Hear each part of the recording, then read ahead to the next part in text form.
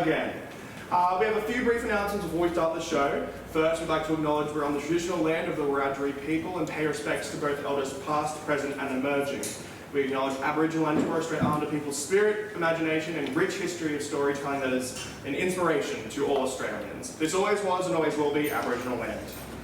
The recording of this performance by any means, photo, audio, video, is strictly prohibited. Unless I look really hot.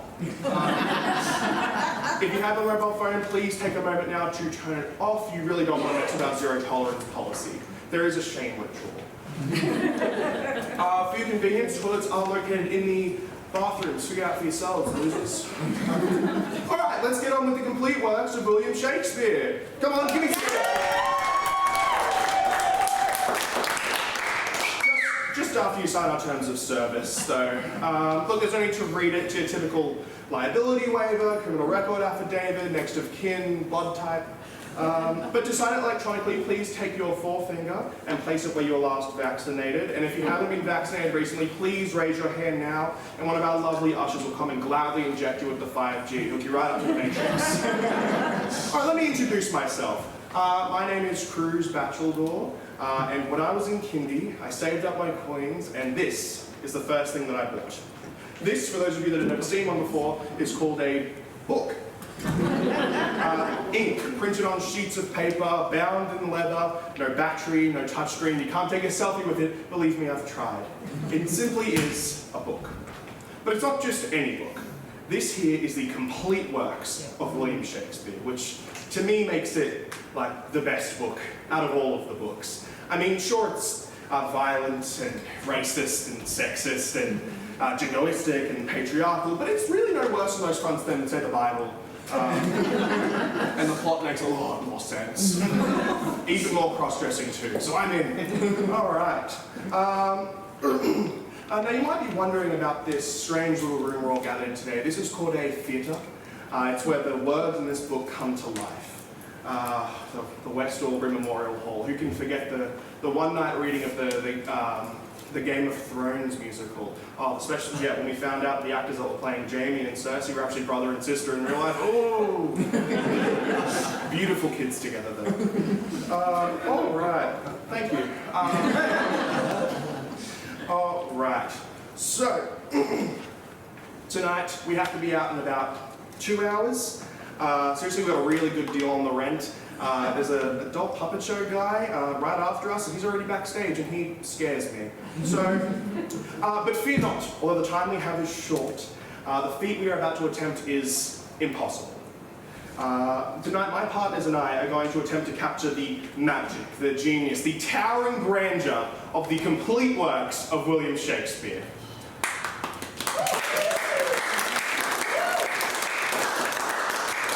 We've got a lot to get through.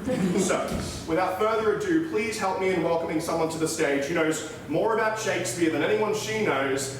She has a PhD from TAFE, New South Wales, somehow, and a certificate of completion from preeminent Shakespearean scholar.gov.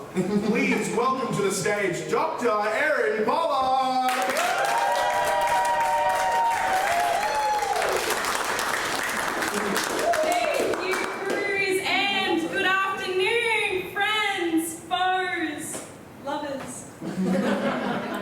Oh, William Shakespeare. Playwright, poet, actor, Stratford's proudest flower, transplanted from the heart of the English countryside to bask in the warmth of London's literary greenhouse. A man who, despite the ravages of male Manhattan baldness, planted the potent seed of his poetical genius in the fertile womb of Elizabeth's England. It was there that it took root and spread throughout the lymphatic system of Western civilization to become a giant carbuncle of knowledge and understanding on the organ of our very consciousness. Wow. And yet, how much do we intellectually flaccid members of the 21st century appreciate the plump fruit of Shakespeare's loins? Yeah, how much? Let's see, shall we? Bob, can I get the house lights? Okay. You're a theatre-going crowd, obviously of above average literary intelligence. Some of you. But if I could just get a brief show of hands, how many here have ever seen or read any of Shakespeare's plays? Any contact with them?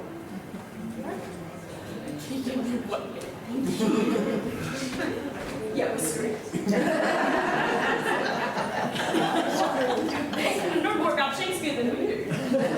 You're like an eminent Shakespearean scholar. I'm preeminent. They don't have lenses yet. Oh. Preeminent. Okay. Yeah, no, you're so right. Okay. Cool. So how many here have ever read All's Well That Ends Well? Anyone? Okay, yeah. Seems to be separating the wheat from the chaff rather nicely. Okay, we'll see if we've got any super eminent Shakespearean scholars. Anyone ever seen or read King John? King John, anyone? I don't know what that was about. I laughed. You have? Yes. Really? Yeah. Did you read it or? Well, I downloaded it. And do you mind just telling us all what it's about? Sure.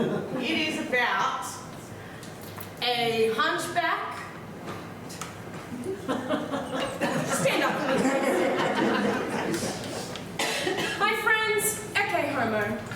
Take a look at yourself. Judging by your obvious lack of fluency in Latin, may I presume you have not matriculated? I don't do that in November. My friends, look at this sad individual. Abandoned by our educational system. Popped up on gigabytes of pirated text. Can't even solve the Wordle by herself. And now look at the person sitting next to you.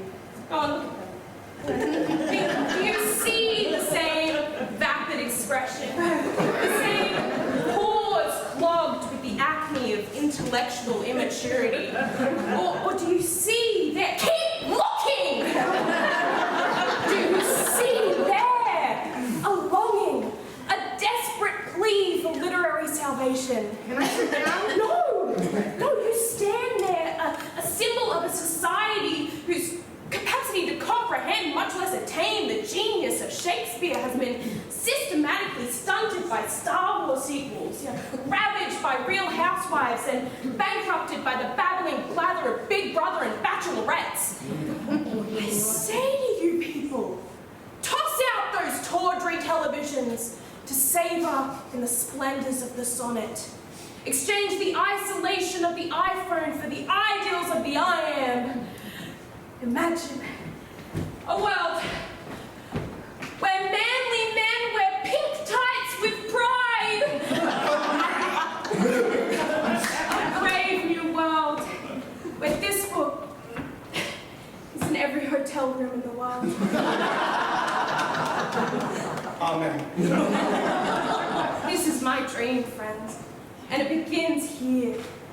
Join us in taking the first steps down the path to literary salvation by texting "Shakespeare is God" to 1300. Shakespeare is God. Standard rates apply.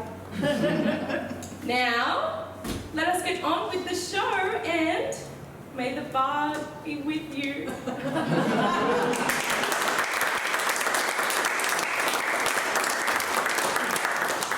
Alright, for those of you that own a copy of this book, you know that no collection is complete without a brief biography of the life of the bard himself. Providing that portion of our show tonight is the third and final member of our company. Please welcome to the stage, Ms. Andy Dixon!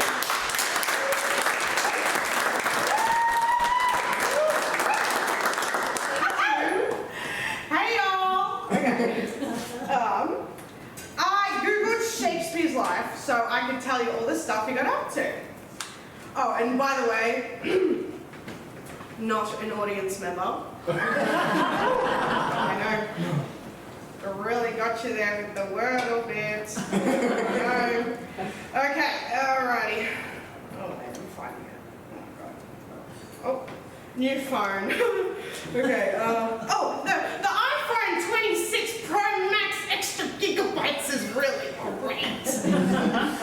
Okay, let me look for this. All right. Okay, William Shakespeare. William Shakespeare was born in 1564 in a town called Stratford upon Avon, Warwickshire. Okay, the third of 8 children, he was the eldest son of John Shakespeare and Mary Arden, daughter of a Roman Catholic member of the landed gentry. In 1582, he married Anne Hathaway. Oh my God. Different Anne Hathaway. Oh, it's a shame. I was just watching Ella Enchanted just before. Okay. He arrived in London in 1588. Oopsies. Lost my place. I'll find it. Okay.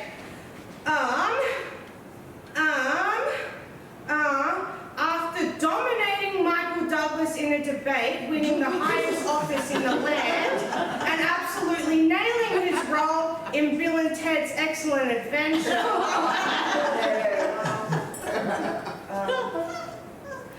Shakespeare issued the Emancipation Proclamation in 1863, thus freeing the slaves. Wow, I didn't know that. Let's wrap this up. Okay. Although he won the Civil War, modernized the economy, and built a transcontinental railway, he was sadly assassinated at the Globe Theatre by an actor with a cannon. Although now he lies buried in a log cabin in Stratford, there is also a monument to him at Lavington Red Rooster. End of wiki article.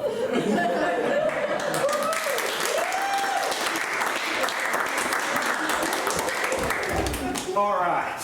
So, without further ado, we are now proud to present the complete works of William Shakespeare, abridged, revised, again!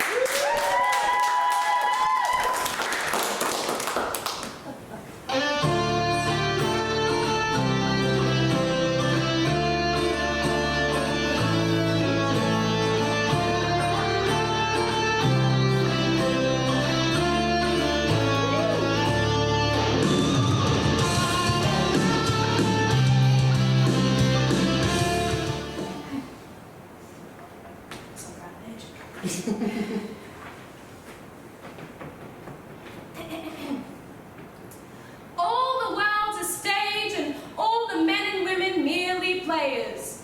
They have their exits and their entrances, and one man in his time plays many parts. But like, how many parts must one man play? If Shakespeare's dramatist persona numbers 1,222 roles, 36 in Romeo and Juliet alone. Way too many. Way too many. I mean, Friar Lawrence, sure, Tybalt, fine, but Mercutio, Lady Capulet, unsightly fat on the bard's otherwise muscular body of work. So,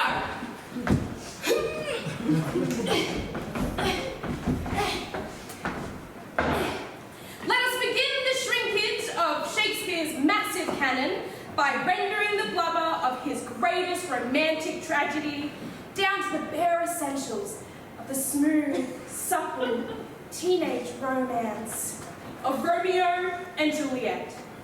Prologue.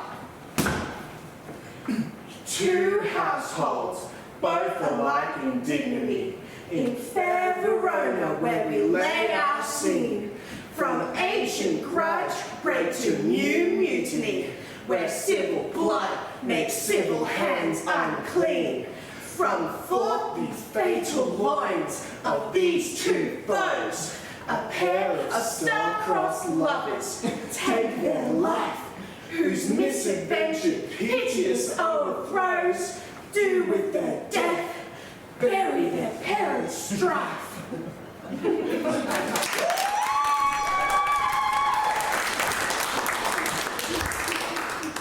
They've been rehearsing 6 years.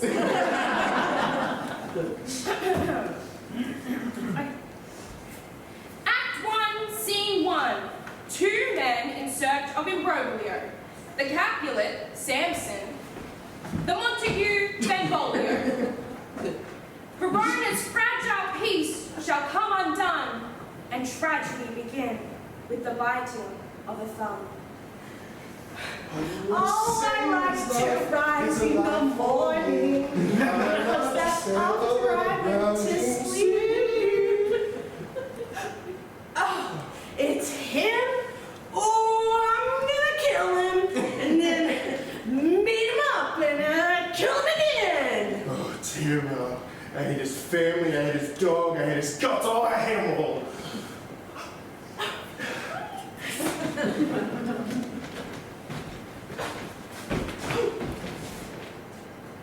Do you bite your thumb at me, sir? No, sir, I do, but bite my thumb. Do you bite your thumb at me, sir? No, sir, I do not bite my thumb at you, sir, I do but bite my thumb. Do you quarrel, sir? Quarrel, sir? No, sir. If you do, then for you, I serve as good a man as you. No better. Yes, better. You lie. Down with the Montagues. I'm yours, Capulet! Rebellious subjects! Oh no, it's the prince! Enemies to the peace on pain of torture, throw your mistempered weapons to the ground and hear the sentence of your new prince. Buzzkill. You! Wow. What did we say? It's a medical device. I'm sorry, and I'm muting it. You're spared for now. You, Capulet! You, Capulet, should go along with me. Benvolio, come you this afternoon. There's no further pleasure in this case.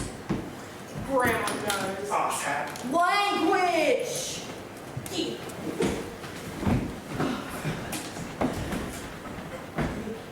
Oh, where is Romeo? Saw you him today?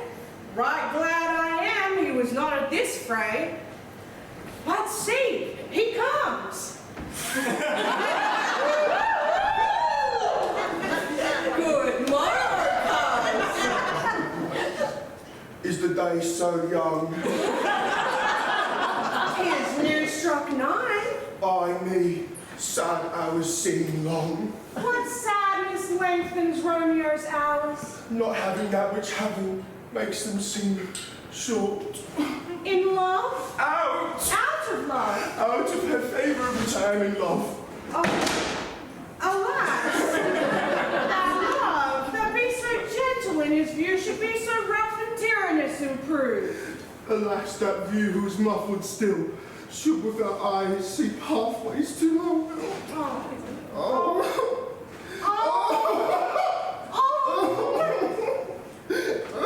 Okay, go ye to the feast of Capulets. There sups the fair Rosalind, whom thou so lovest, with all the admired beauties of Verona.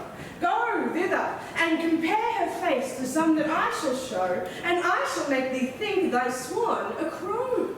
None fairer than my love. There's free beer. Let's go.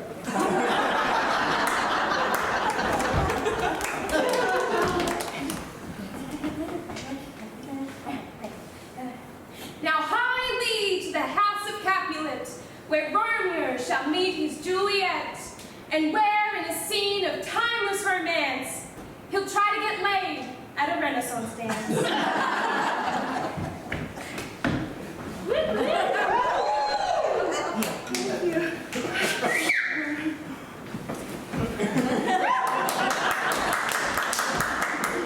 She doth teach the torches to burn bright. My heart no love till now forswear its sight, for I ne'er saw a truer beauty until this night. If I may profane with my unworthiest of hands this holy shrine, the gentle finest this, my lips, two blushing pilgrims ready stand, to smooth that rough touch with a tender kiss. Good pilgrim, you do wrung your hands too much.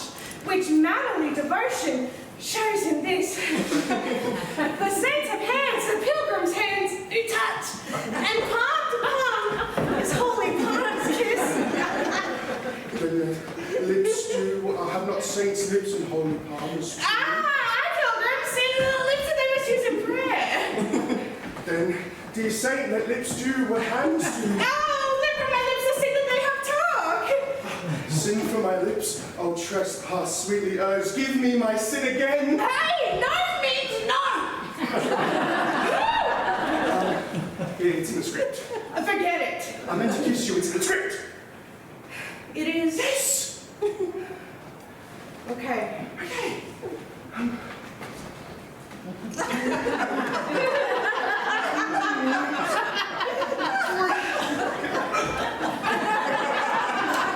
That was both appropriate and consensual. And not gross. You kissed by the book. Coming, mother. Is she a Capulet? So I fear. The more is my unrest. What the fuck are you doing? Balcony scene. Oh.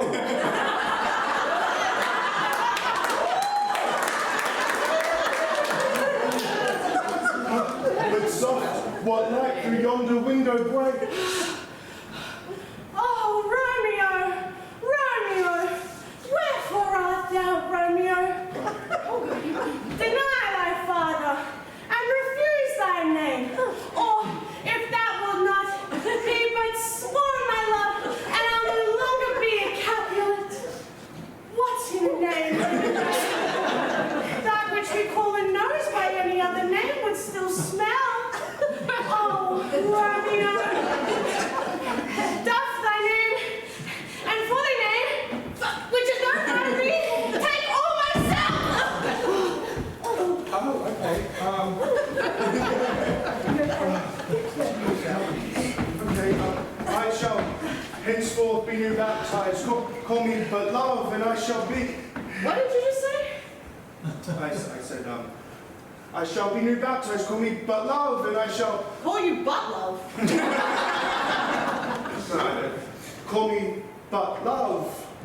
Okay, butt love. Butt love. Butt love. Butt love. Hey, look, we're doing a serious show here. You're right. Okay, sorry. What man art thou? Art thou not Romeo and a Montague? Neither of either they dislike. Oh, dost thou love me then? I know thou wilt say aye, and I will take thy word. Yet, if thou swearest, thou mayest prove false. Oh, Romeo, if thou dost love, pronounce it faithfully. Lady, by yonder blessed moon, I swear. I'll swear not by the moon. What should I swear by then? Do not swear at all. Although I joy in thee, I have no joy in this contract tonight. It is too rash, too sudden, too unadvised, too like the lightning which doth cease to be, and one can say it lightens. Good night, as sweet repose and rest come to thy heart as that within my breast. Oh, I mean, wilt thou leave me so unsatisfied? What satisfaction canst thou have? Hey! Second base is for second date, sweetie. This guy. Good night. Parting is such sweet sorrow. Bye, but love.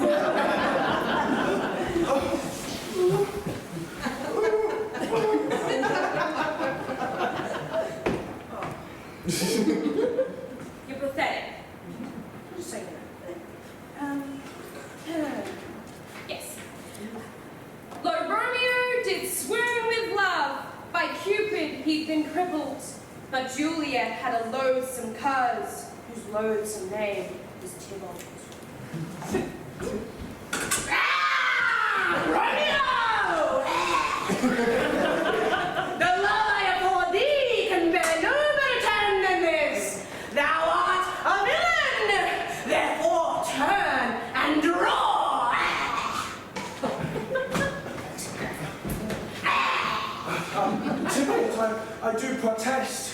I have never injured thee, but love thee more than thou canst devise. Ah, thou wretched boy, I am for you! Oh,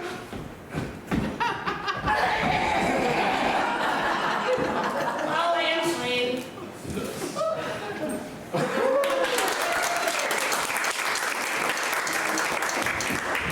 That was so quick.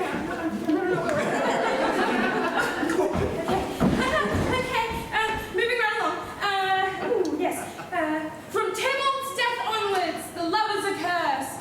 Despite the best efforts of friar and nurse, their fate pursues them, they can't seem to duck it.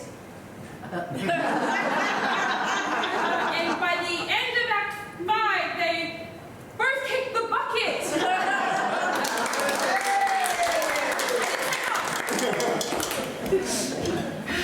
Gallop apace, you fiery-footed steeds! Rare and pretty and cloud out immediately! Oh my God! Now there you knight! Come, gentle knight! Come, Romeo! Come, knight! Oh, knight! Come! I didn't write it.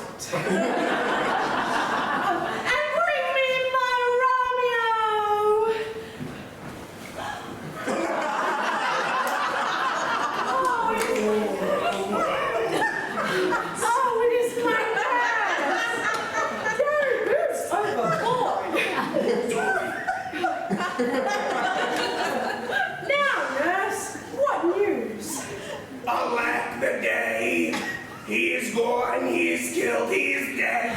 Can heaven be so envious? Oh, Romeo! Whoever would have thought it, Romeo? Oh, what devil art thou to torment us? Hath Romeo slain himself? I saw the wound with mine own eyes, here in his manly breast. Romeo! Is Romeo dead and Tybalt banished? No, Romeo is banished and Tybalt is slain. Oh, Romeo, who have killed Tybalt, he is banned. Oh no!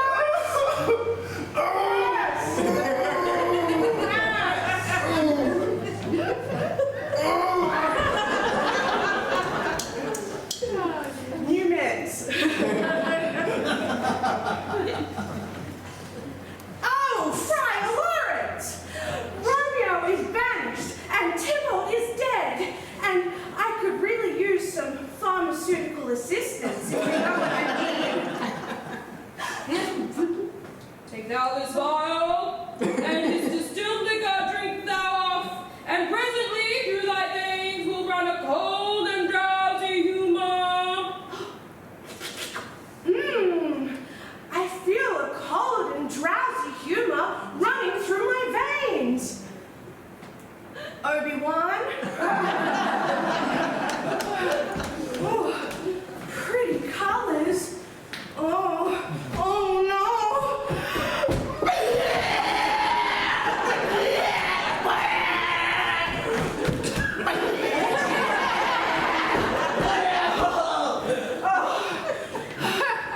I feel much better.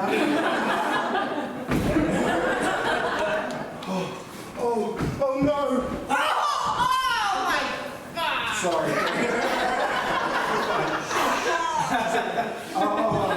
Oh no, my love, my wife.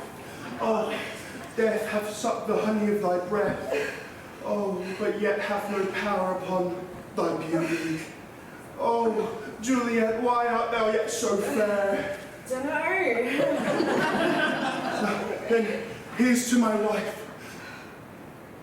Oh, true apothecary, thy drugs are quick, and thus, with a kiss.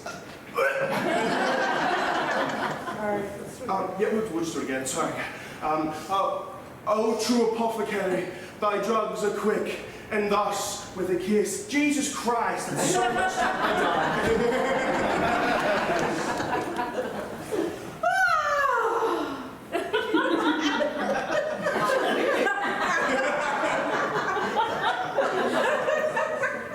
Good morning.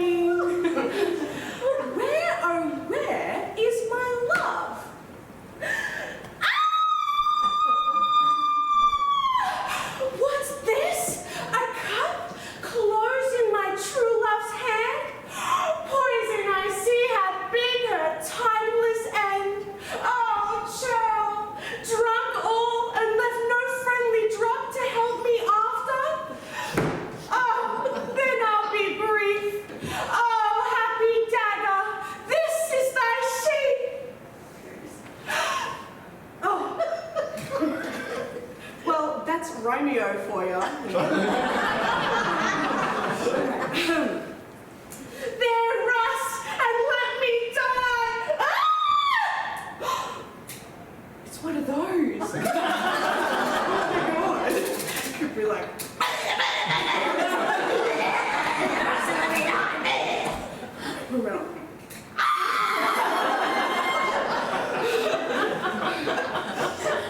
Glad someone finds it funny.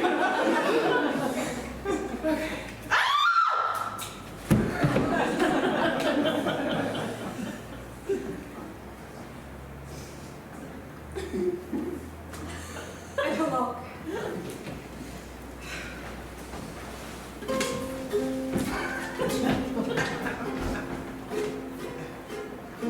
A glooming peace this morning with it brings. The sun for sorrow will not show its head.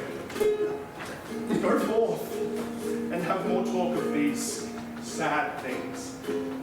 Some shall be pardoned and some punished. For never was there a story of more woe than this of Juliet. And go, Romeo. And Romeo and Juliet are dead.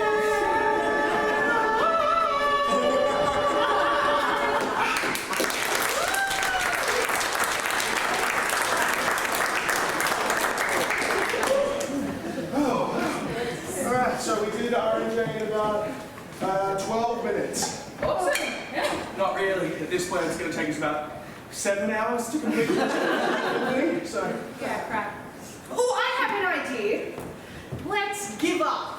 No, not an option. We'll just have to keep them short, I guess. Cruz, read this intro. okay. In approaching Shakespeare's cruder earlier works, Aaron has delved into the bard's jejune carnal impulses manifested in the context of the agrarian-urban demographic shift in late Renaissance / early modern England. So, here's Shakespeare's first tragedy, Titus Andronicus, as a cooking show.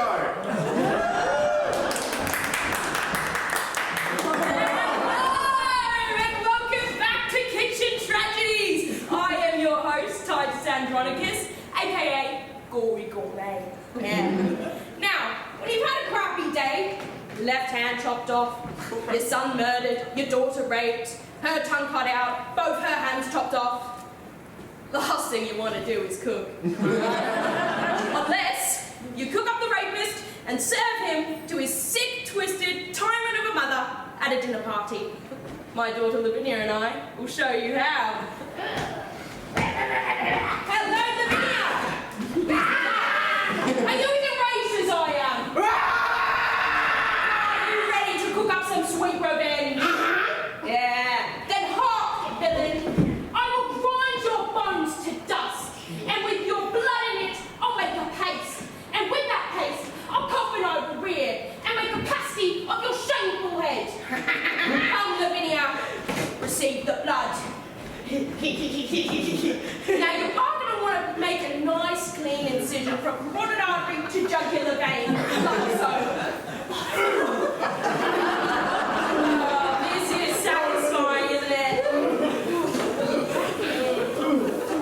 You are going to also want a nice big bowl for this because the human body does have about 4 litres of blood in it. And when that is dead, which should be right about now, then we go grind his bones to powder small, and in this hateful liquor temper it. And in that paste let his vile head be baked at about 500 degrees.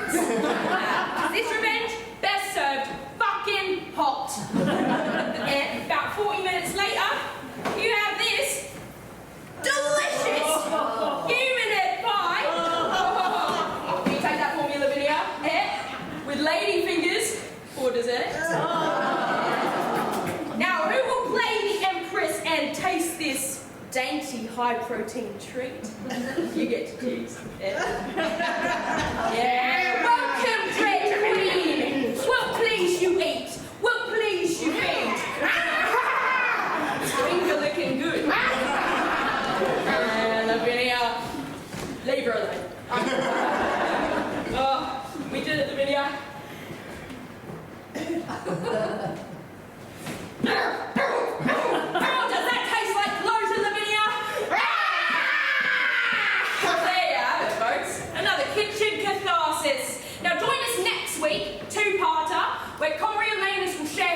recipe for hoarded cornbread, and we'll see Timon of Athens in a meaty new take on the Greek salad. Until then, bon appetit.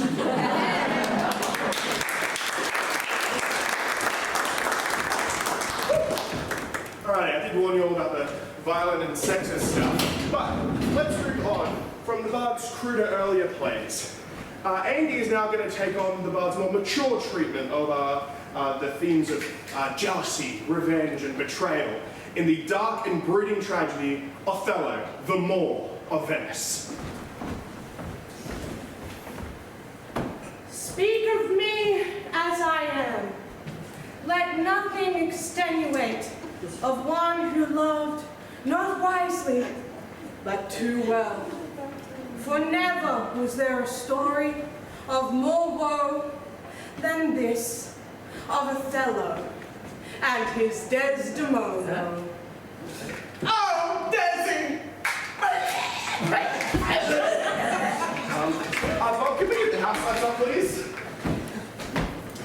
Andy, that was really embarrassing for you, but also for us. Yeah. It seems that Andy, secure in the infallibility of the internet, has Googled the word moor and determined it's a place where you tie up boats. I didn't Google it, thank you. I asked ChatGPT. Just leave the boats. Okay, so yeah, let's hold. Actually, quick question. How many of you know what a moor is? Shout it out. Place to be a child. That's what I thought. The house paddock in Yorkshire. Swamp. Please let anyone buy tickets nowadays, so you know what more is. Aaron, you and I both know what that is. Why don't you just explain it to the other people that don't? Yeah, no, of course. Seriously, guys. You know what? I actually think that this is a great time for a much-needed discussion and a much-needed deep dive into the important aspects of ethnic, racial identity vis-a-vis male-female power dynamics in an arguably white male supremacist society. Yeah? What do you reckon? Yeah. Or, what if that sucks, folks? Are cool and we're done with Othello. Yes! Oh, I have an idea. How about we move on from the heavy tragedies and do one of the comedies? Well, they do have less outdated notions of ethnicity, so. Not really, but sure. Comedy! Okay, guys, so Shakespeare's comedies. They were greatly influenced by the Roman plays of Plautus and Terence, Ovid's hilarious Metamorphoses, and the rich Italian tradition of Commedia dell'arte. Which I think roughly translates to funny milk. The Bard was a genius at borrowing and adapting these different plot devices from the theatrical traditions. Isn't that just plagiarism? No. Shakespeare didn't plagiarize, he distilled. Sure. The issue is, though, is that I can never remember any of them.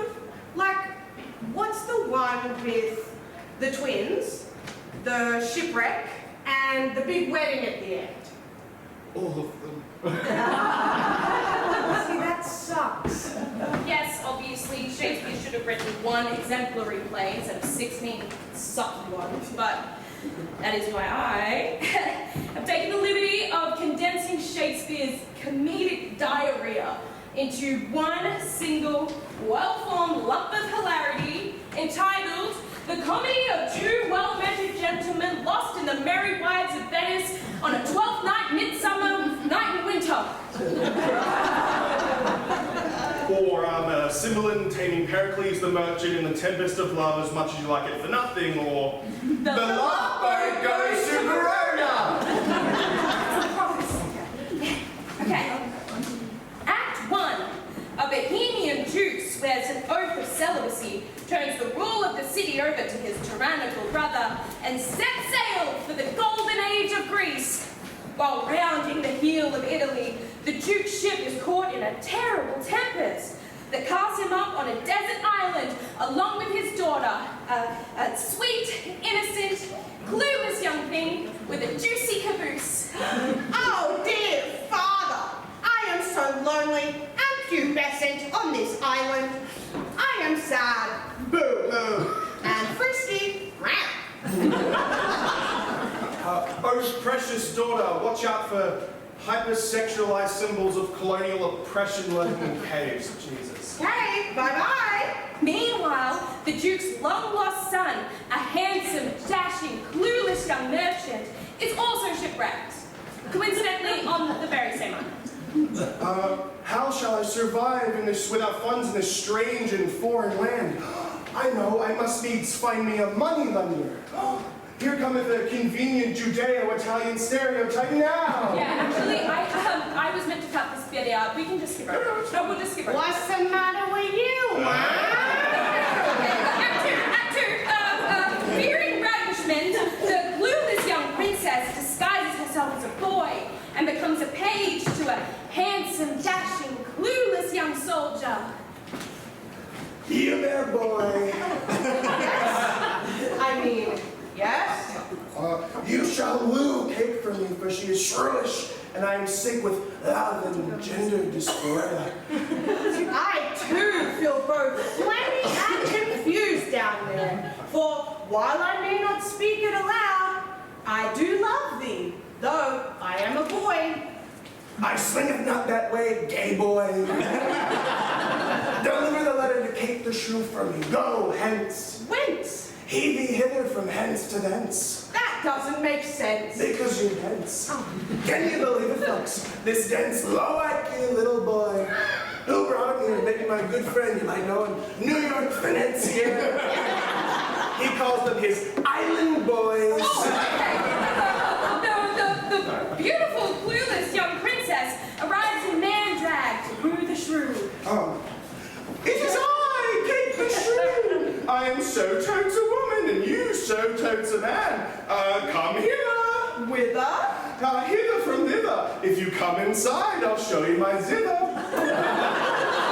Act 4. On the 12th night of midsummer, a puckish sprite leads all the lovers deep into a forest and squeezes the juice of an aphrodisiac flower into their eyes, while the queen of the fairies seduces a rude mechanical named Bottom.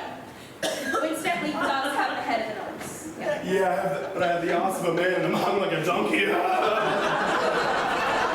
5. In the ensuing omnisexual animalistic orgy, the princess's man clothes get ripped off, revealing her juicy caboose. And more, the merchant recognizes his sister. My nearly identical twin with the juicy caboosey. My long-lost and strangely attractive brother. The shrew realizes she's bi-curious. Oh, brave The dashing young soldier decides he actually prefers Bottom. And thereby hangs a sweet tale. 8 inches, ladies and gents. And they all get married and live happily ever after. Now give us your hands if we be friends, because all is well that finally ends.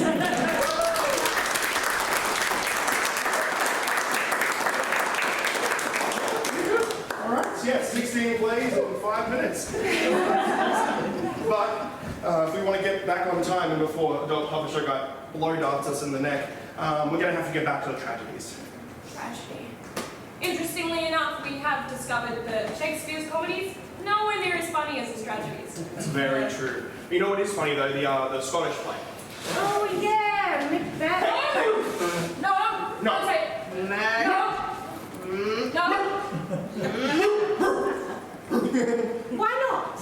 Because it's cursed. You're not allowed to say the name of that show in a theatre unless you're performing it. That's why we refer to it as the Scottish play. But we are performing it. And by the way, there's frankly nothing Scottish about it. Yeah, because it's all in the performance. You've got to do it like you can see the heather rippling on the highlands and feel that cold summer breeze just wafting up your kilt and smell the steaming vomit outside a pub. Yeah. You can have kilts. And I can drink whiskey. Vomit. All right, if you will kindly indulge us, we are proud to present our authentically Scottish interpretation of Macbeth.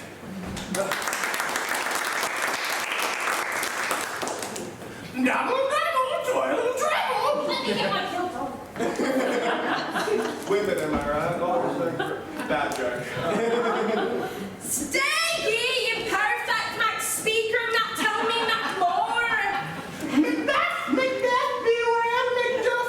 No man of woman born shall harm Macbeth.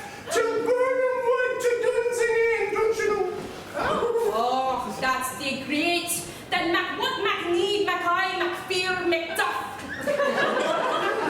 Now see here, you nanny Fergus brow flock clunge McKinley. It's this old lang syne for you. Know that Macduff was from his mother's womb and timely ripped. What do you think about that? I didn't like it, but I support the woman's right to choose. Lay on, Haggis bread. Oh, Macbeth, you killed me, wife. You murdered me with bells, and you shot in me stew. Oh, I did. Oh, and you did. I had to throw half of it away.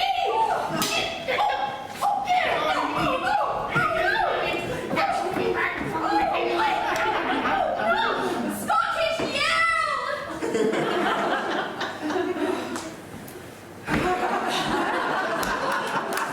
Behold where lies the usurper's cursed head. Macbeth, your earth is out the window.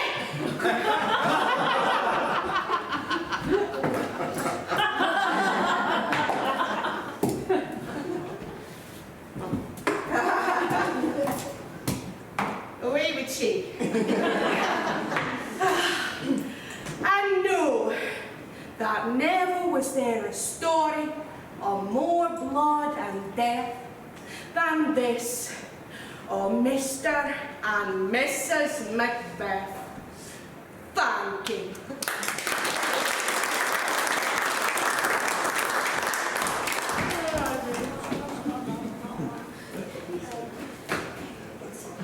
Meanwhile, in ancient Rome, Julius Caesar was a much beloved tyrant. All hail Julius Caesar!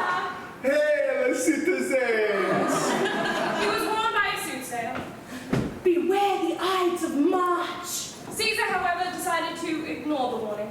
What in the hell are the odds of a marcher? The 15th of March. Mamma mia! That's a today!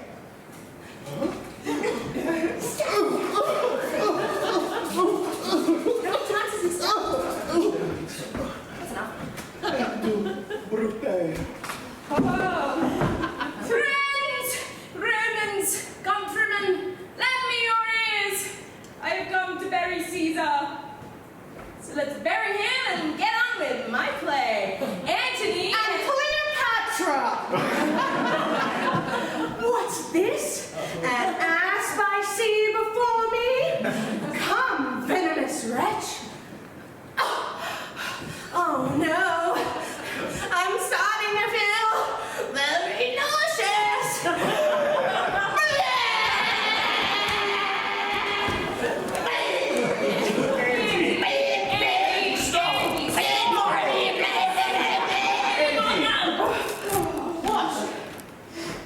Okay, look, you seem to have this bizarre notion that all of Shakespeare's like tragic heroines wear really shitty wigs and vomit on people before they die. It's an interpretation. Yakking your guts up, not an interpretation. Even on Throat Thursday. So it's just Antony and Cleopatra has nothing to do with gastrointestinal distress all over the audience. It's a trans-global thriller about political maneuvering across the ancient Mediterranean. Oh, it's one of Shakespeare's trans-global plays, huh? Well, I love those. Why do you say so? I especially love the one about the trans-global leader in wireless communication that offers 2 lines of unlimited data for only $50 a month. And did I mention no lock-in contracts? no. Yeah, it's called the T-Mobile Kinsman. Shakespeare wrote a play called The Two Noble Kinsmen, not T-Mobile kinsmen. Two noble kinsmen. I'm pretty sure it was T-Mobile Kinsman.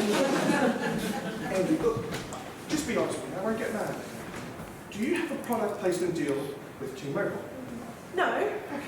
with Reconnect Communications. They just give me money to mention them and the orange iPhone and those orange suits and Dave and the other blonde fella and, you know, the nation's best 90% played data and the no-looking contracts thing and free texting after 6 p.m. Andy! Yeah, no. The Two Noble Kinsmen has nothing to do with wireless carriers. It's about two cousins who fall in love with the same woman. And are they on the Simple Choice family plan? Well, they should be. They could save a bundle! My friends, Two Noble Kinsmen falls into that category of Shakespeare's plays which are not tragedy, nor comedy, nor history, and what scholars usually refer to as the problem plays. Or in some circles, the obscure plays, or the lesser plays, or bad plays. But not all of the bad plays are without merit. In fact, Troilus and Cressida is hardly crap at all. I actually do discuss it in my unpublished monograph named I Love My Willie. Well, you two would love it. Yeah, it's big, it's long, it's uncut, and I have just been hammering away on it for years. In fact, I'd like to look it out for you right now. Oh, please don't! It's my monograph. It has a whole chapter examining authorship markers in the Troilus Quarto versus the First Folio. Right. Okay, well, while you do that, maybe we'll do something fun and improvise and interpretive dance. Yes, I love interpretive dance. It is so pretentious. You read, we'll interpret. I was thinking of doing like a more straightforward, like scholarly thing. Nah, screw that! Oh, okay. Yeah, we'll have fun. You go. Okay,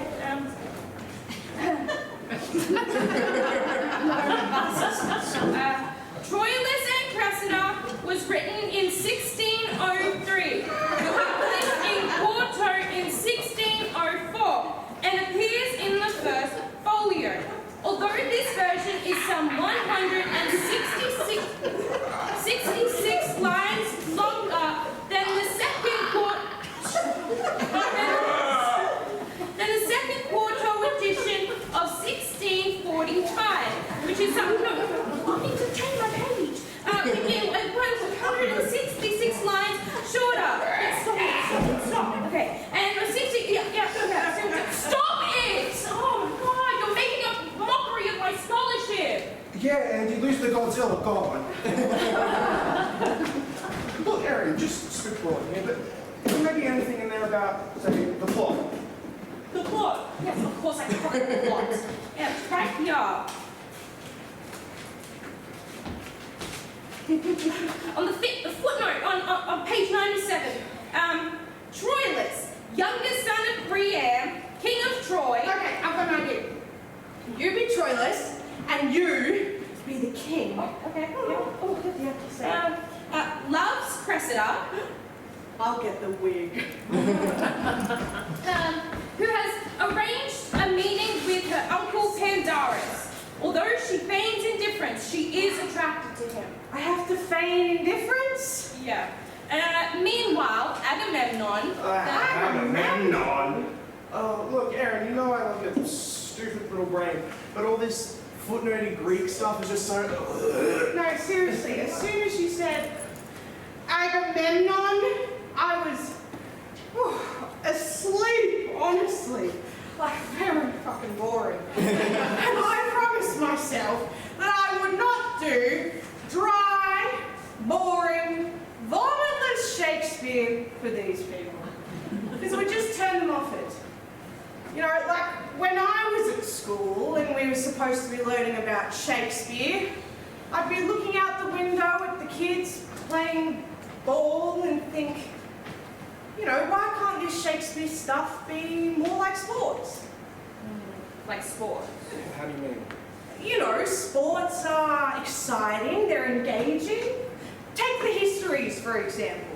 All of those royals passing the throne from one to the other, up and down the field. It's exactly like the NFL, just played with the crown. Yeah, that kind of makes sense. Yeah, I can kind of see that. Fine. Mine among us. 319, Omaha, Pontefract, Richard III, Henry IV, Part 1, Part 2. Halt! The crown is snapped to Richard II, that well-spoken 14th century monarch. Oh, he's fading back to pass, looking for an air downfield, but oh, there's a heavy rush from King John. My gross flesh sinks downwards. Oh, the crown is snapped to Richard Henry VI. And he is hit by King John. Oh, and he's cutting Henry VI into 3 parts. Oh, that has gotta hurt. This might just be the end of the War of the Roses cycle. And King John is in the clear. My soul hath elbow room. He's at the 40, at the 30, the 20. Oh, but he's poisoned at the 10-yard line. Looks like he's out for the game. Replacing him now is number 72, King Lear. Oh, to Regan and Goneril, I give you my kingdom. Cordelia, go along. That's a penalty marker. Fictional character on the field. Lear is offside, and he's not happy about it. Wankers. Lining up now is that father-son team of Henry IV and Brits Howe. Centre passes to the quarterback passes to the hunchback. Looks like Richard III's limp is giving him trouble. A horse, my kingdom for a horse. There's a pile-up on the field. And fumble, he comes down with it. Oh, and Richard there has it.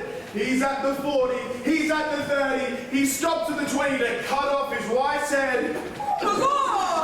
And touchdown for the Red Rose. Oh my God, you gotta believe this might just be the beginning of a Tudor dynasty.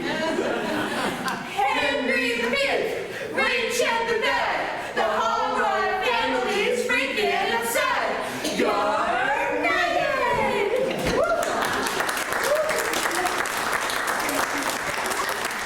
Can I get the house lights up, please? Does anyone have a vape? Can I read your program, please? Thank you. Eddie, what are you doing? I just want to check something. I think we might have done them all. Really? Yeah. See, we did all the histories just now. Yeah, the comedies were along with hilarity. Okay, we did some tragedies. We did Titus Andronicus with all the bloods. Yeah. Romeo and Juliet. We did. Julius Caesar, Troilus and Cressida, check and check. I did Othello with boats. Yep, don't remind me. Lear was in the football game. Macbeth we did with those really good Scottish accents. What about Antony and Cleopatra? Oh, I threw up on everyone. I hope you all enjoyed Throw Up Thursday. Okay. Oh, and then, so Coriolanus and Timon of Athens had the cameos in the baby show. Yeah. So. Yeah. That's it, right? Tragedies, comedies, histories. Boom! All right, well, it looks like we can actually let you guys go a little early. No. Oh, no. Hamlet. Shakespeare didn't write Hamlet. Oh, sure he did. Yeah, you know, the young prince grappling with his conscience after his uncle murders his father. That thing. That's the Lion King? Okay,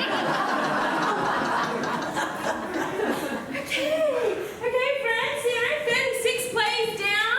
Want to go perhaps the greatest play ever written in the Aaron, you know, Hamlet, it's just a really, intense and, like, heavy play.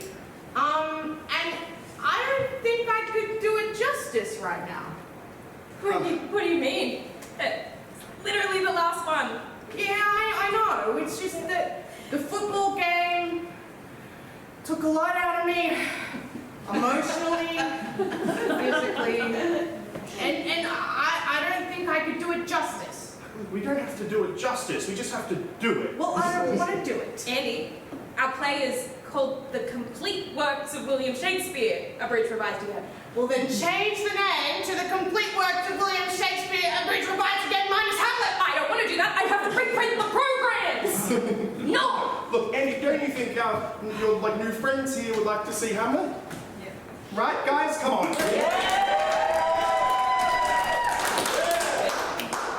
Okay. We'll do Hamlet.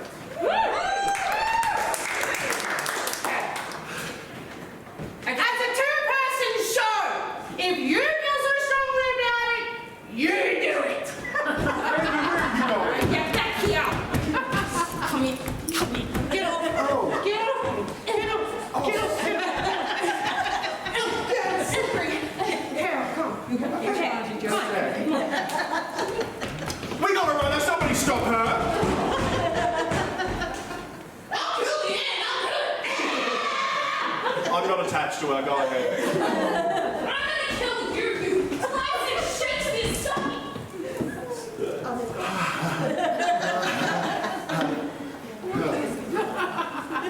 Don't worry. Erin's faster than she looks.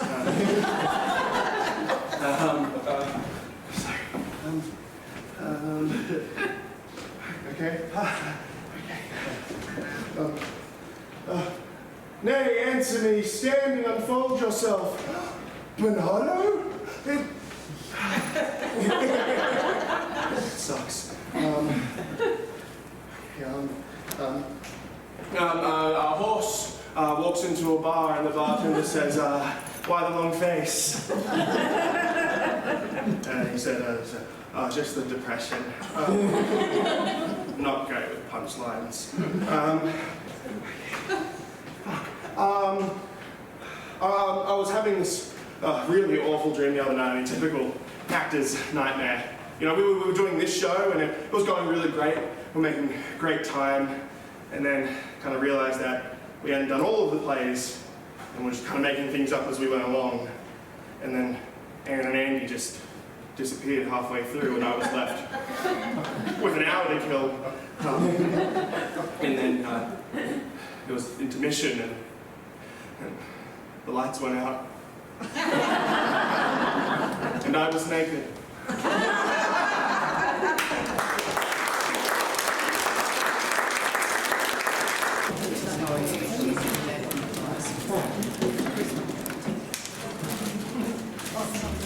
Hi. Did you guys have a good intermission? Yes. What'd you do? Missed you. Was there a long line in the ladies' room? No. So, as you can see, Aaron and Andy aren't back yet.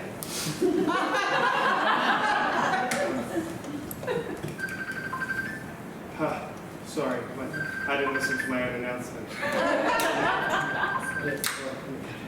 Oh God. It's Aaron. Hi, sorry, you're late. Aaron, where are you? Which station? Oh, okay. Do you have Andy? Oh, okay. Good, okay. Okay, what should I do in the meantime? Right. Okay. Right. Wait. Don't give Andy any sugar. You know, with the blood sugar and all that stuff. Okay. Bye. That was Erin. She's on her way back with Andy. She did say that what we should do is cover the sonnets. One second. All right, so what we've done is we have condensed all of Shakespeare's sonnets onto this 3x5 card. Shakespeare's sonnets. Shakespeare wrote 154 Shakespearean sonnets. It's kind of the name, right?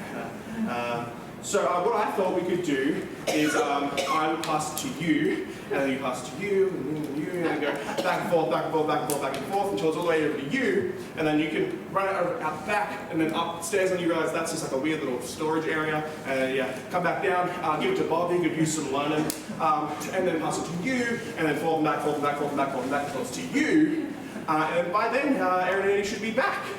All right. So let's do that. Okay. Here you go, my love. You read it. Enjoy it. Love it. Okay. Shakespeare's sonnets. Go. I'll give you some music for some thinking.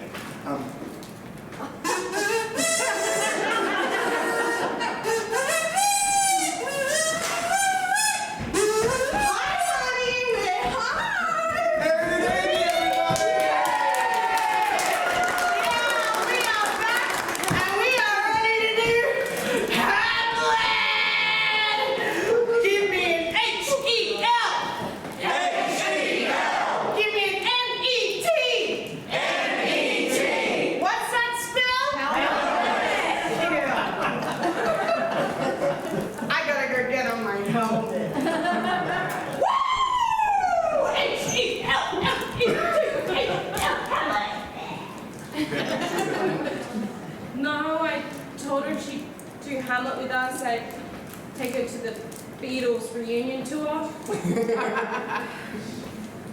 That was depressing. Where were we? 36 plays down, 1 to go. Bob, could you set the scene for perhaps the greatest play ever written in the English language? Helmet. She threw me. Hamlet, the tragedy of the Prince of Denmark. The place, Denmark. Battlements of Elsinore Castle, midnight. 2 guards enter. Who's there? Nay, answer me. Stand and unfold yourself. Long live the king. Bernardo? Here. 'Tis new struck 12. Get thee to bed, Fellatio. Horatio. Peace, Frankie. Look, where it comes. Mark it, Horatio. It would be spoke to. By heaven, I charge thee. Speak.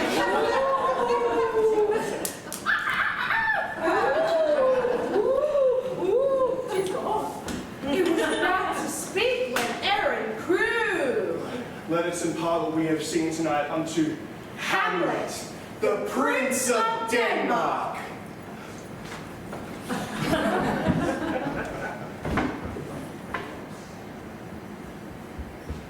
Oh, it's me. It's me.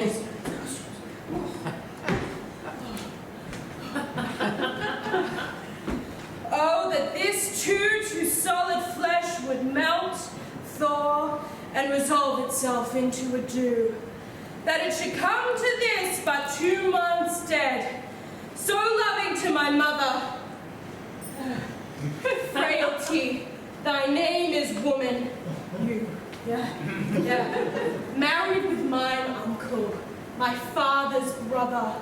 The funeral baked meats did coldly furnish forth the marriage tables. My lord. Oh, Horatio! Methinks I've seen my father. Where, my lord? In my mind's eye, Horatio. My lord, I think I saw him yesternight. Saw who? The king, your father. The king? My father? Where was this? Upon the platform where we watched. Oh, 'tis very strange. Oh, all is not well where the night were come.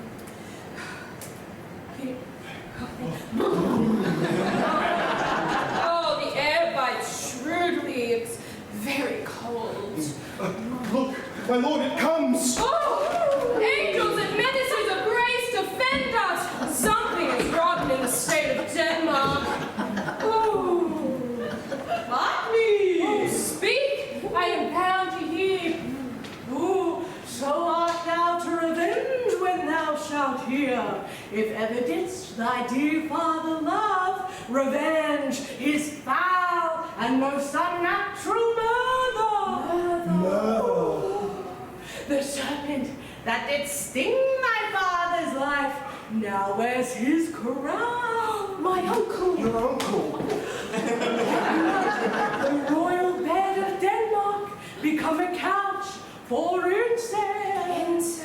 A couch. Remember me, Hamlet. Adieu. This is strange, my lord. There are more things in heaven and earth than I dreamt of in your philosophies. Piss off. Oh,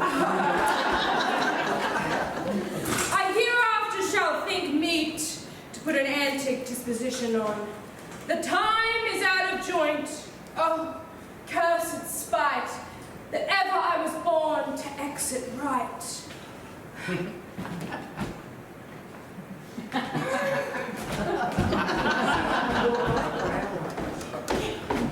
Neither a borrower nor a lender be.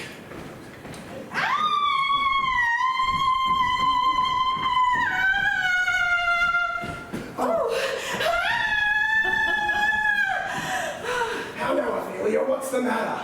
My lord, as I was sewing in my closet, Lord Hamlet, with his doublet all unbraced, no hat upon his head, pale as his shirt, his knees knocking each other, and with a look so piteous and peppered as if he were loosed out of hell to speak of horrors, he comes before me.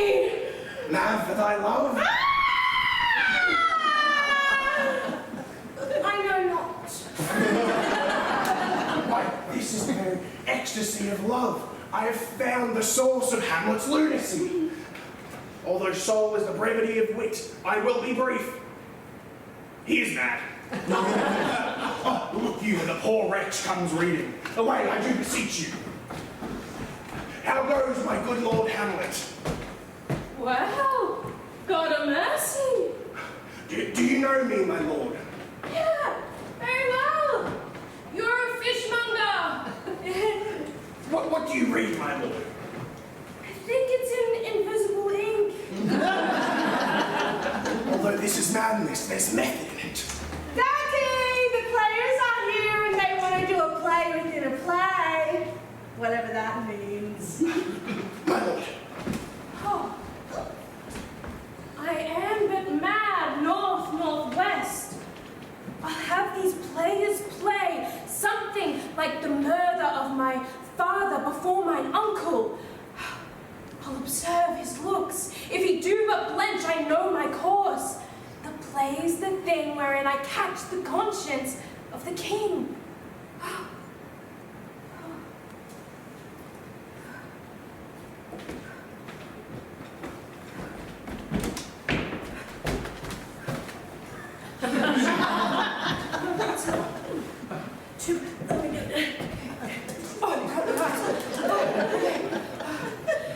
To be or not to be, that is the question. Whether 'tis noble mind to suffer the slings and arrows of outrageous fortune, or to take arms against a sea of troubles, and by opposing end them. To die, to sleep,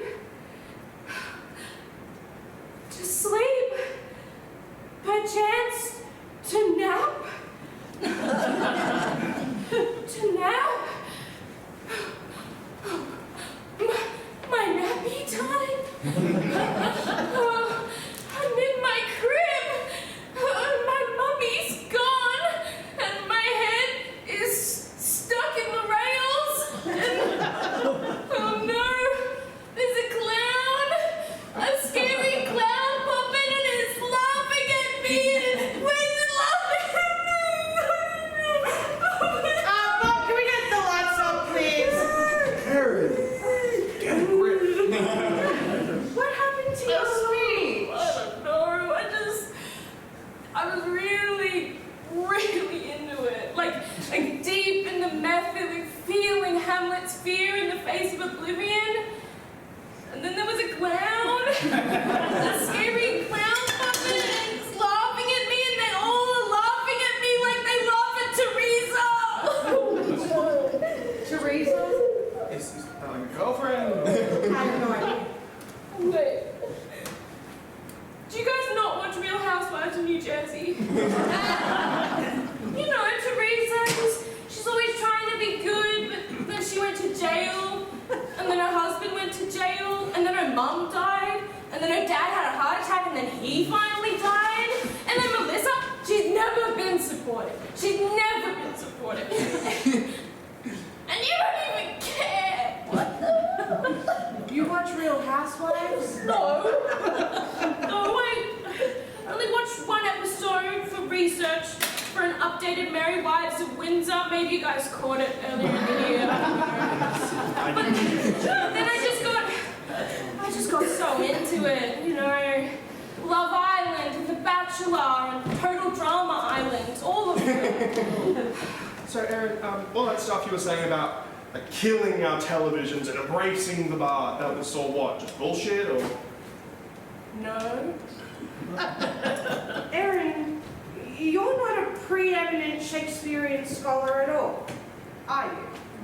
I'm even post-eminent! Oh, God. But you took that I course! didn't finish it. I saw the certificate! I made it in Photoshop. You bitch! I thought that Shakespeare...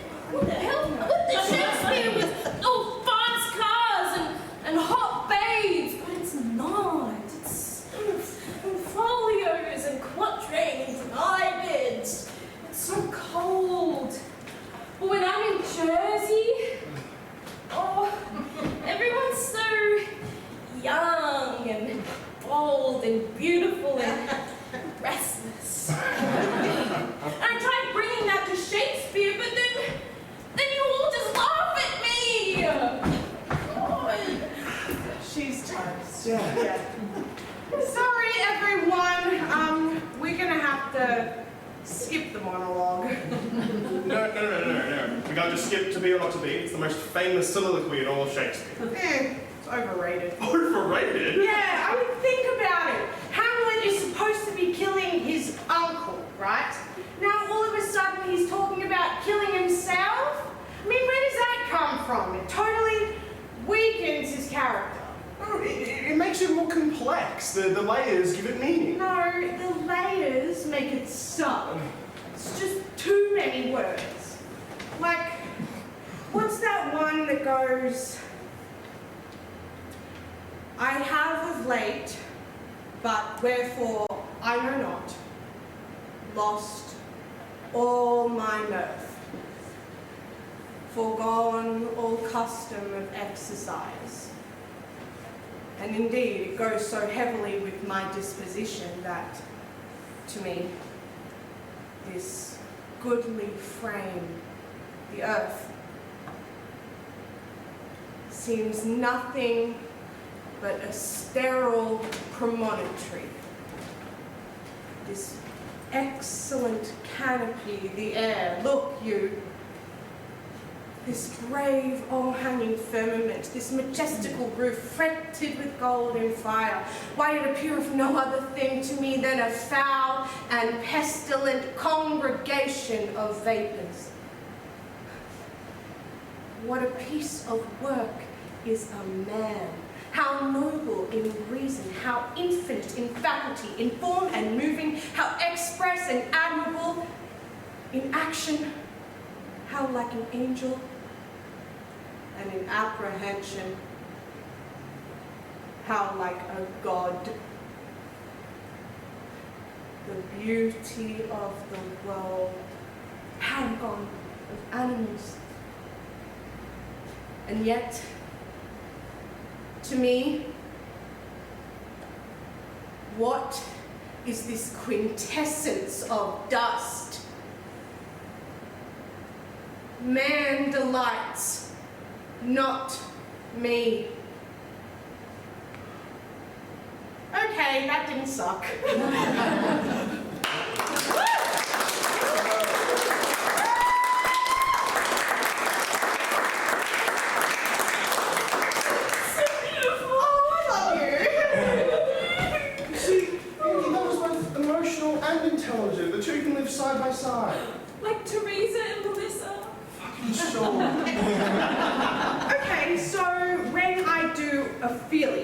I should add some of those layers you're talking about? Yeah, we appreciate it. I mean, she's more than screams and vomit, you know. There's something going on with that big cat. Yeah, I think I get it. Ophelia is complicated. Like in the Get Thee to a Nunnery scene, right? She's probably thinking stuff and feeling stuff at the same time.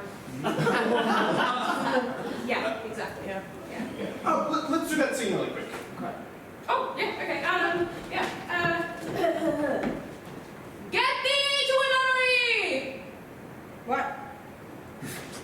Hamlet. Get thee to a nunnery! And then Ophelia. Layers. Oh, okay.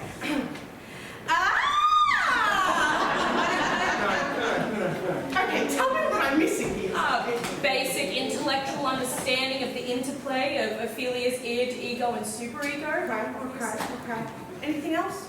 And like a basic emotional understanding of Ophelia as like an oppressed woman, you know? Okay, I'm gonna need a little bit of help with this. Okay, excuse me. Do you identify as a female? Andy, Beetlejuice. Well, I don't make assumptions. What are your pronouns? She, they. Okay, do you mind coming up on stage for a moment? Can I borrow some of your time? It'll only take a moment, I promise. Hey, Andy, don't think it's a great idea to bring a total stranger onto the stage. Oh, she's not strange. She's a free spirit. Yes. Yes. Now, what is your name, may I ask? Haley. Lovely. But can we call you Bob instead? It's just a lot easier to remember. So much. Okay. Now, Bob, what we're going to do is we're going to go real deep into Ophelia's psyche, and we're going to, do the what was it that you called it again? Freudian analysis. Exactly, a Floridian analysis. It's very simple. Hamlet is playing out sublimated childhood neuroses, displacing repressed edible desires towards Ophelia. Yeah. You know? Hamlet's being a cockhead. Oh, yeah, that's what I just said. Well, yeah. So Hamlet, he's getting all worked up, and he tells Ophelia to get out of his life. So he says to Ophelia, "Get thee to a nunnery," and in response, Ophelia screams. Okay, so Hamlet says, "Get thee to a nunnery," and Ophelia screams, alright? So, "Get thee to a nunnery!" Did you hear that? Yeah. It's okay. Yeah. Don't patronize her, that was shit.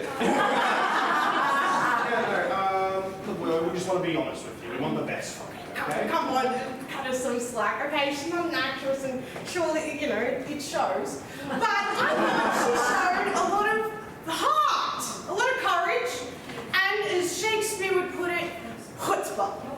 So, to get a better scream, I think what we need to do is get everybody involved and create a supportive environment here for Bob. We could split the audience up into Ophelia's id, ego, and superego, and that's Yeah, cool.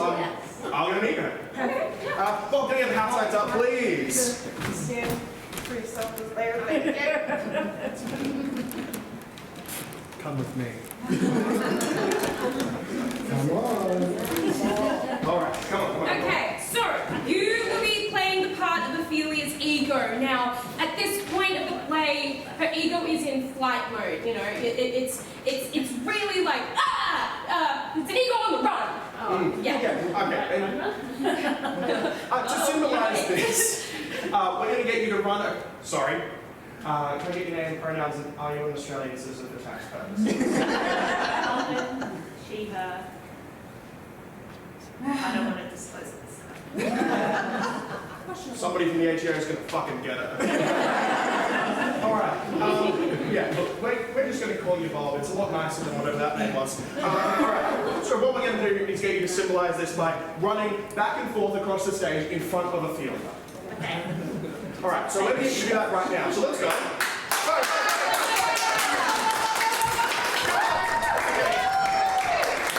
An actual egomaniac, crazy. Oh, Bob is not a maniac. She's another one of those free spirits. Okay, so what we're going to do is now, this is the id, right? So everybody in the front 2 rows, you are going to be Ophelia's id.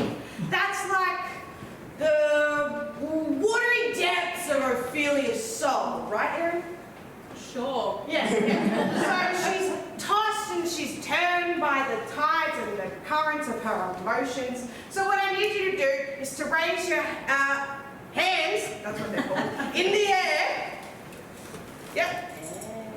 Perfect. Undulate back and forth, just like this, and say, maybe, maybe not. Maybe, maybe not. Maybe, maybe not. Very good. And then we'll have everyone pass the first 2 rows to be Ophelia's superego. So that's that jumble of thoughts in your head that dominate your moral and ethical behaviour. It's very powerful, very hard to shake. Some people never shake it in their entire lives.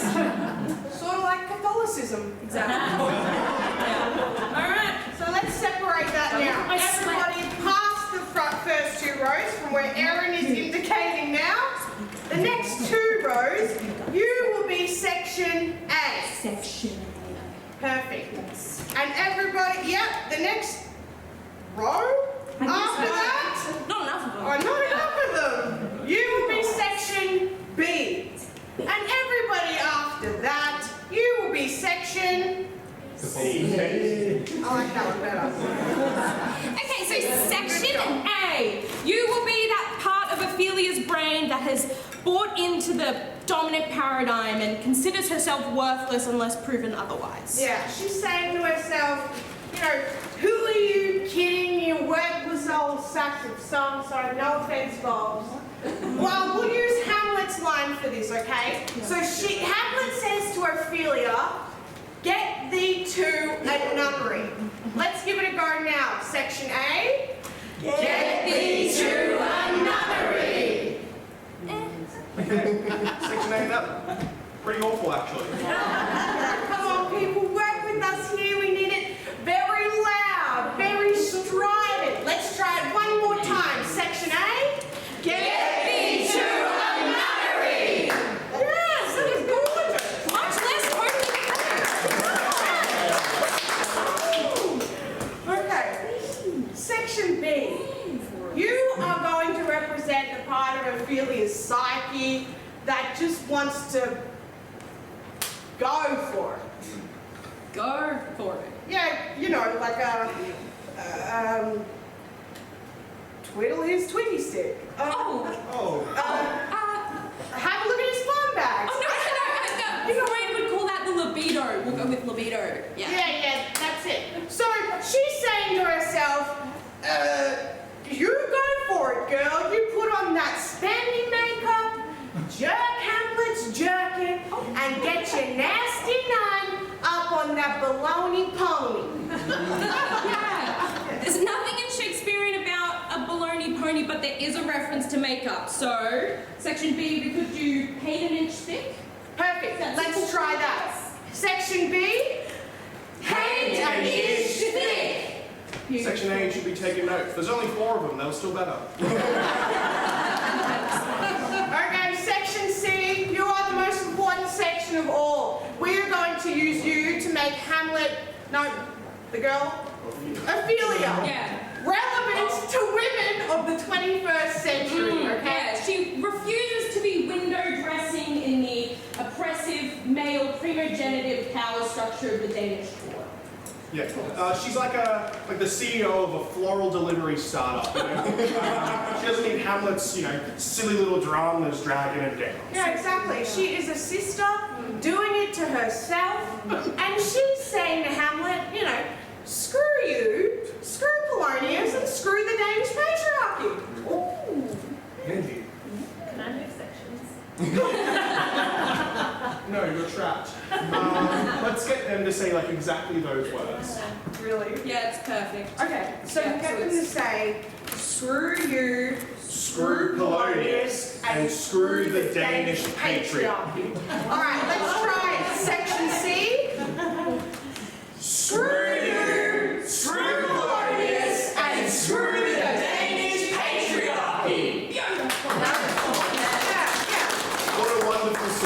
question that was. Okay, so, Bob, what we're going to do is we're going to get all this Floridian stuff going at once. You know, the ego, the super ego. The id, maybe, maybe not, don't forget.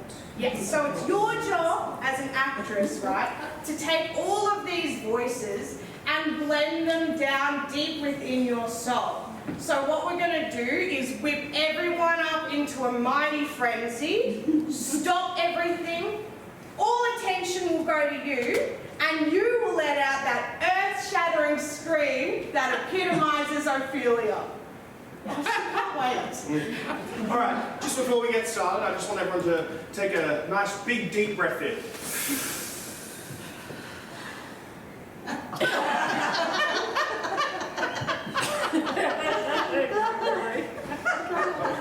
And let it out. And remember, no matter what happens, act natural. Okay, let's start with the ego. Yes, let's go. Id, arms up! Section A! Section A! Get ready to number Section B! Section C!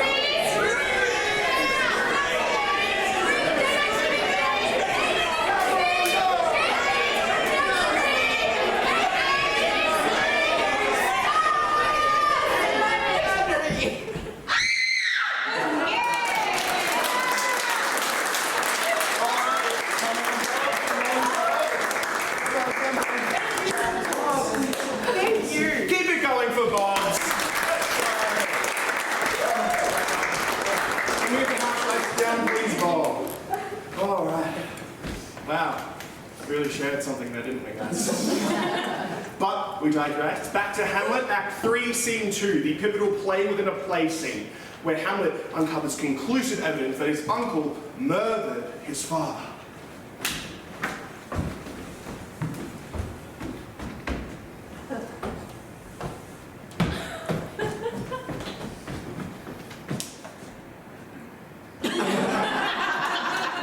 Speak the speech, I pray you, as I pronounced it to you trippingly on the tongue.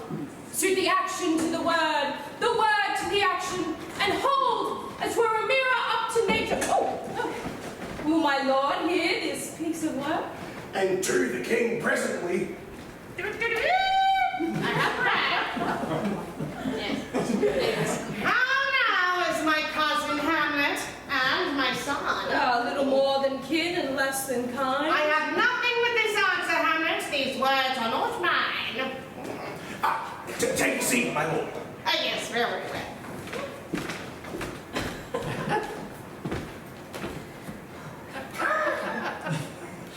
What are you looking at, Lipton? My lord, the Royal Theatre of Denmark is proud to present the murder of Gonzaga.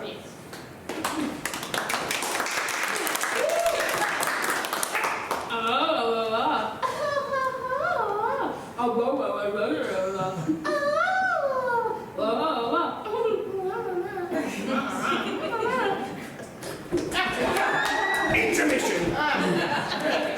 How likes my lord the play? Oh, the lady doth protest too much, methinks. Oh, come on, you'll know she wanted it. My lord, are we forgetting a certain women's movement? Oh, yes. Hashtag me too. Boo! My lord, Act 2. Oh, gesundheit. I'm on fire.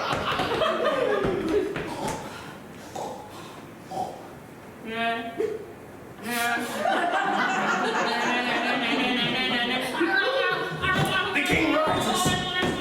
Give all the play. Lights away! I'll be taking the ghost word for £1,000. My lord, your mother would speak to you in her closet. Oh, then shall I go to my mother who is in my closet? Yeah. I'll hide in the arras to hear the proceedings.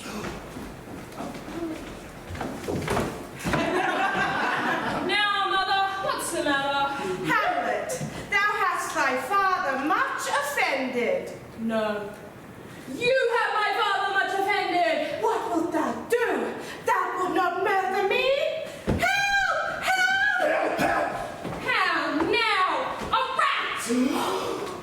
Oh no! That will hurt!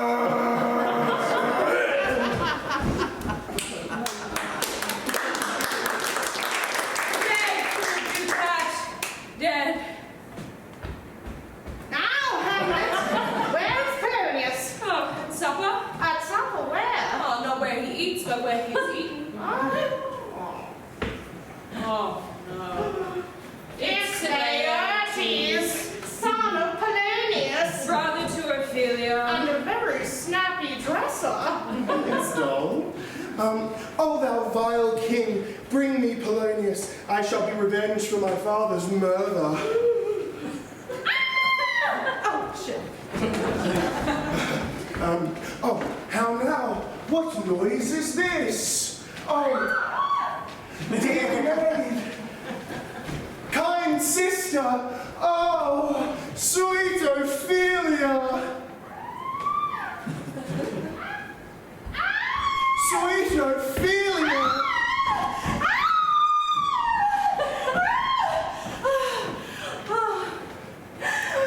They bore him barefaced on the bier, with the hey nonny nonny, hey nonny, in his grave reigned many a tear.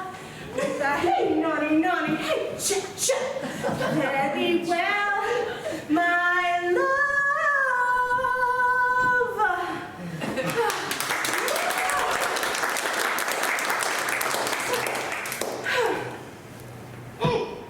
I'm mad.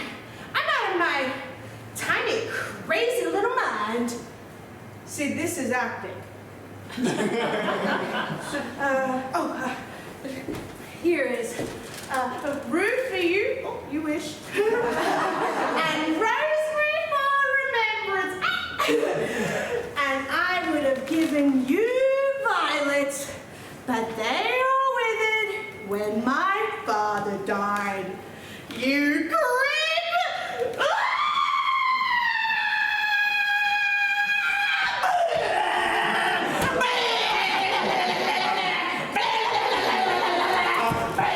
Hamlet comes back. Bruce, what's the next scene with Ophelia? There are no more scenes of Ophelia. Hamlet comes back. Open him up for it now. I've got layers. That's all that Shakespeare wrote. Okay. Hamlet comes back and Well, what happens to her? she drowns. Oh.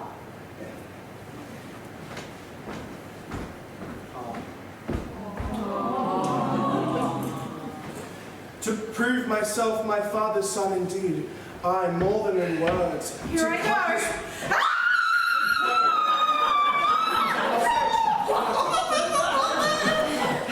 My wig. Yeah, she drives off stage.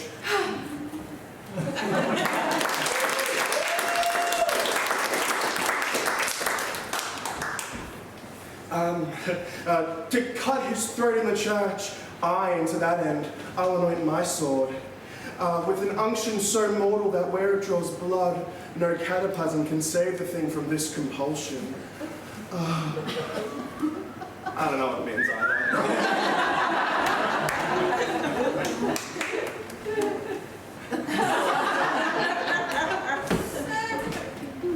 His skull had a tongue in it and could sing once. And he got hit by a really unexpected train. Oh, alas, poor Yorick. I knew him. But soft, here comes the queen. Couch me a while and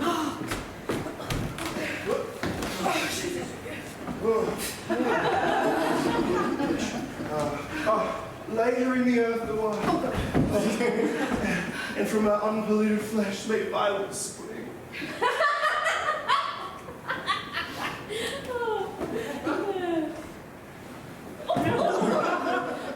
Sweets to the sweet. Farewell. Hold off the earth a while, till I have caught her once more in mine arms. what is he whose grief bears such an emphasis? It is I, Hamlet, the Great Dane!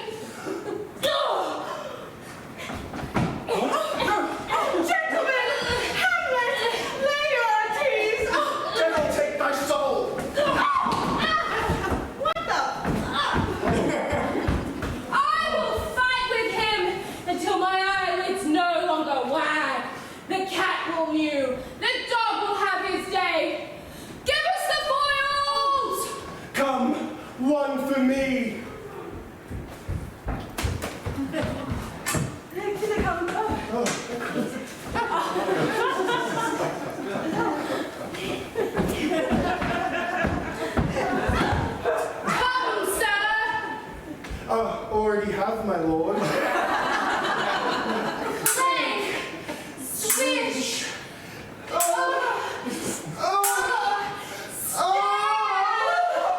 One No! judgment! A hit. Very palpable hit. Who are you supposed to be dressed as? Gertrude? No. Ronaldo? No. Ostrich? No. Susan Lay? Close enough. Hamlet! Here's to thy health! Drink of this cup. Nay! Set it by a while! Uncle? Father? Mother? Susan Lay?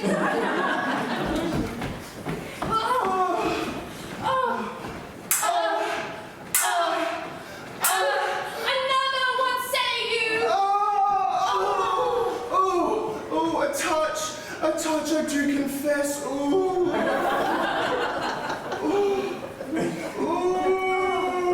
The queen carouses to thy fortune, Hamlet. Madam, do not drink. I will, my lord. I pray pardon me. Oh no, it is too late. It is the poisoned cup. Oh, poison! Oh. Come for a third, Laertes!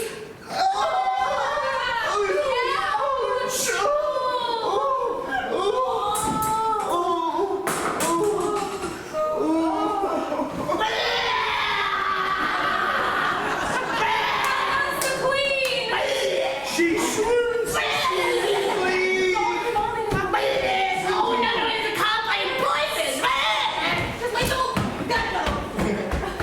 Oh, villainy, treachery, seek it out. It is here, Hamlet. Here where I cannot lie, cannot stand.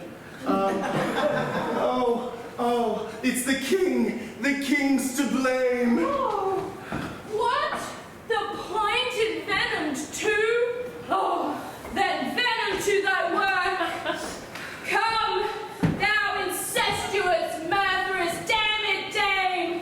Follow my mother!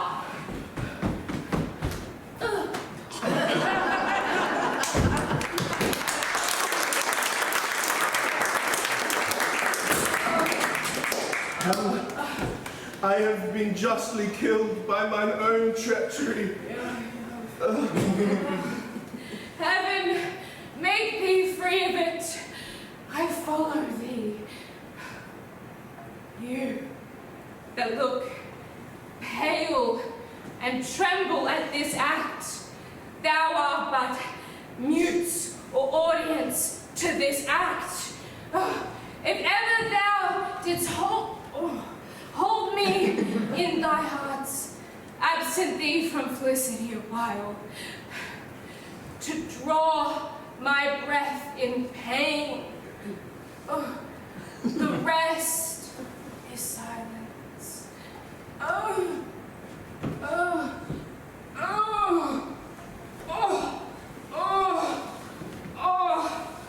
I'll get there.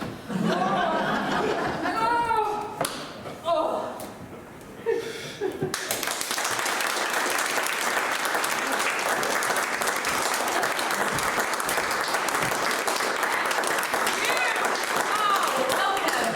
37 plays, 97 minutes. Actually, 95 minutes. We finished 2 minutes early. Let's do it again. In 2 minutes? Yeah, we can do it. Just cut all the layers. Okay. Yeah. All right, my friends. You shall have an encore. All right. We are going to attempt the world record for the fastest performance of Hamlet, which is 53 seconds. There was a Russian troupe that did it in 51 seconds, but they're under investigation. Okay. And the puppet show guide, you said he'd time us, so... Oh, okay. Places! And go. Oh, there's two solid flush with mouths. I think I saw your father yesterday, my lord. With the night work, huh? Happy. Oh, something is running in the second death. Oh! This is strange, my lord. Oh, there are more things in heaven and earth, so piss off! To be or not to be, that is no... I'll get thee into another...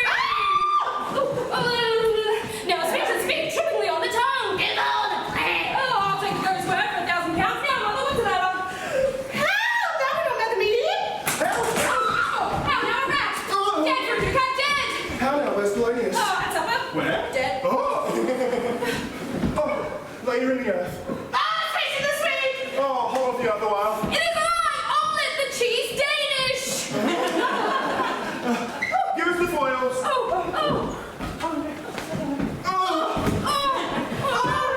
am poisoned. I am slain. The rest is silence.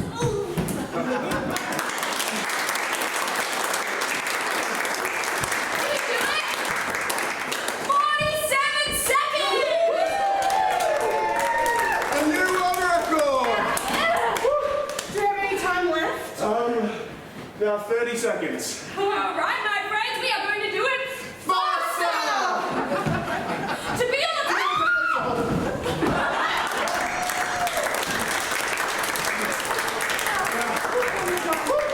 You guys have been a fantastic audience. So, we're gonna do it backwards. What about adult puppet show guy? He's giving me a little thumbs up with this scary little clown puppet. His what? Don't look! Oh, okay. No. All right, oh, it's my end here. Yeah. Silence is rest easy, follow I. Poison am I? Slain am I? Oh, foils the I skin. Oh, how dang the heck that I is this? Oh, Earth the off hold. Sweets, they're too sweet. Earth the in her lane. Queen that comes here. Oh, you're a poor lass. Sweet Ophelia! Oh, get me to a nunnery. No, nunnery I'll be to get. Lord my good. Rise is King Dove. Tonguely on trippingly speech the speak. To be not or to be. Piss Horatio. Earth and heaven and things more are there. Oh, the strange is this, Lord my. Rotten in the state is something. Yeah. Yes, and that's all you're sore, I think I will. Yeah, Malwood's all in tutu. This, that.